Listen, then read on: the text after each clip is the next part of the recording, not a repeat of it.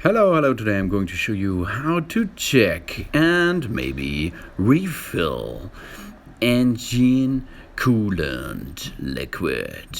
Open the car hood, and if you are standing in front of your car on the right side, there it is, the engine liquid for or against overheating. At the side of this reservoir, you are able to see a maximum range and a minimum range. And if the liquid is inside this range until minimum and maximum, that's enough. As shown in this video, as you can see. But if the level of your liquid is under the minimum range, you have to refill a little bit of liquid. Take care if you open the cover, because the reservoir is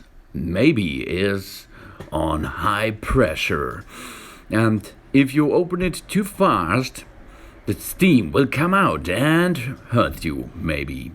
So as you can see now, it's open and it's ready to refill now.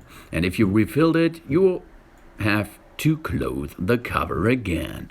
And that it is how to refill the engine liquid. Thanks for watching. Please subscribe me and give me positive feedback, and see you next time. Soon.